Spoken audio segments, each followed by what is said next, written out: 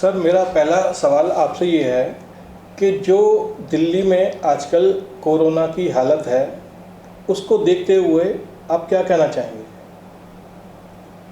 अवनीत जी, इसमें कहने न कहने की बात नहीं है कुछ भी। ये एक इंफ्रास्ट्रक्चर ही गलत है। दिल्ली का हो, बॉम्बे का हो, हिंदुस्तान का हो, जिन चीज़ों की हमारे यहाँ रिक्वायरमेंट है या बेसिक रिक्वायरमेंट हर एक देश में होनी चाहिए, हम लोग अभी उसको ना जाके ऐसी चीज़ों में ध्यान बटाने की कोशिश कर रहे हैं पब्लिक की। मैं ये नहीं कहता कि उन चीज़ों की जरूरत नहीं है। मोदी जी ने 3,500 करोड़ की मूर्ति बनवा दी। कोई मथुरा में बता रहे हैं शायद वो 500, 700 या 1,000 करोड़ का कोई मंदिर बनने जा रहा है। बहुत अच्छी बात है, मंदिर बनना चाहिए, मूर्तियाँ बननी चाहिए, लेकिन उससे पहले आज हमारे को education, medical, water resources, electricity, servicing, इनकी बहुत ज़्यादा ज़रूरत है, जिसके ऊपर मैं नहीं समझता कि आज की सरकार ने कोई ध्यान दिया है। सर, जो बम्बई में मैं बात करता हूँ और दिल्ली में बात करता हूँ, आप जो कोरोना की महामारी और जो देश में ऐसे हालात हो गए हैं, उसके लिए आप क्या समझते हैं? क्या उद्धव ठाकरे जी की सरकार और यहाँ पर अरविंद केजरीवाल जी की सरकार, क्या दोनों बहुत अच्छा काम कर रही हैं? अभी जी आप दो समझ के चलिए, बॉम्बे भी मेरे ख्याल 150 करोड़ के करीब की पॉपुलेशन है। सॉरी, अपना 1.5 करोड़ 2 करोड़ की पॉपुलेशन है, इतनी दिल्ली के अंदर है। आपके पास जब कोई भी आया, पहली बार पिछले 5 साल तो इनका झगड़ा ही चलता रहा, बीजेपी का और अरविंद केजरीवाल जी का, डेवलपमेंट के नाम के ऊपर। जब तक कि एक सेंटर से रूपरेखा नहीं बनेगी, अब आज मतलब मोदी जी 100 गालियाँ बकते रहे, कोसते रहे उनको, बीजेपी उसको, कांग्रेस को, लेकिन जो हॉस्पिटल 3 कांग्रेस के टाइम में बने, सफदरजंग, एम्स या आरएमएल, ये जो जितने बने हुए हैं, मुझे कोई भी ऐसा हॉस्पिटल दिल्ली के अंदर नया जो कि आके बीजेपी ने बनाया जिसके अंदर ये नाम रहे कि जी 2000 उसका हमने बेड्स का तो बना दिया, इस पर स्पेशलिटी का बना दिया, कोई चीज़ तरह की करी हो। तो ये कोई अगर जो सेंटर है और तुम्हारी यहाँ सरकार नहीं है तो तुम उसको मतलब उठा के लावारिस छोड़ दोगे।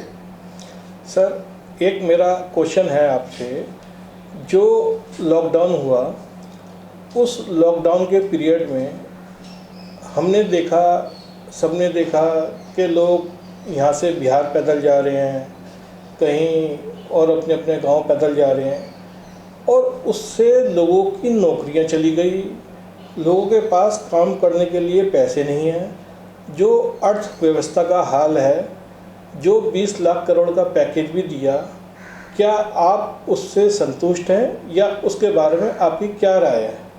आप एक बात है अवनीत जी, हम आज की तारीख में 2nd 3rd वर्ल्ड पावर है, और मोदी जी कहते हैं मैं तो मेरे को सब दुनिया पसंद किया जाता है।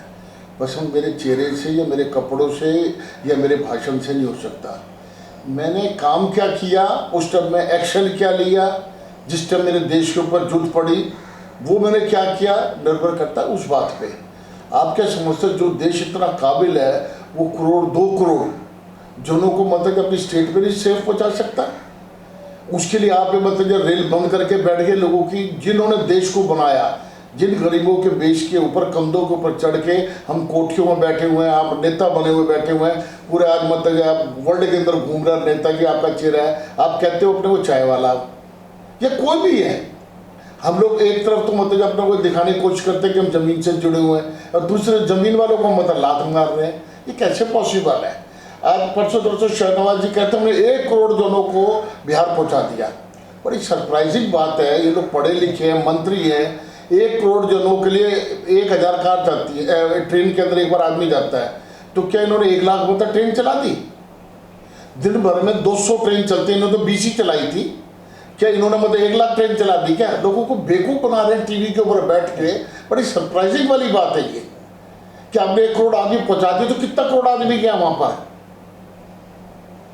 बिहार के अंदर कितना करोड़ आदमी का, 10-20 करोड़ आदमी चला गया क्या वहां पर?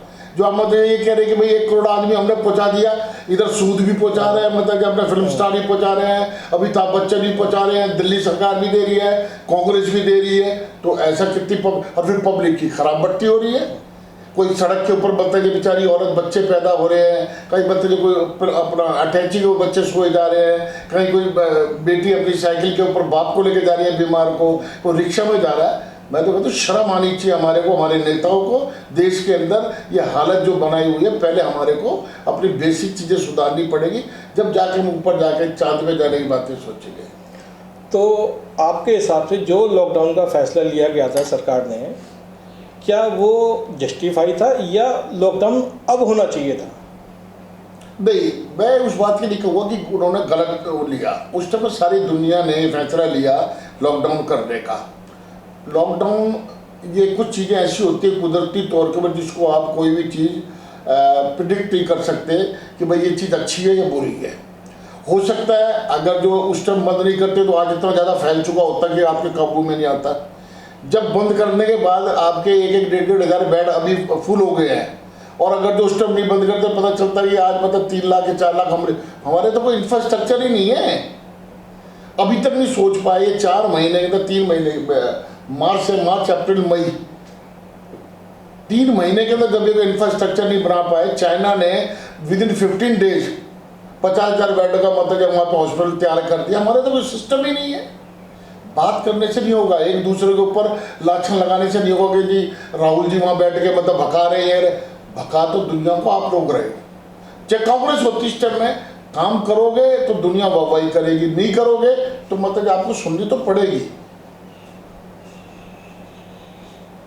आप अपनी तरफ से हमारे व्यूअर्स को क्या संदेश देना चाहेंगे? मेरा संदेश वाली कोई बात नहीं कि इसमें कोई आज की तारीख में राजनीति करने वाली बात नहीं है।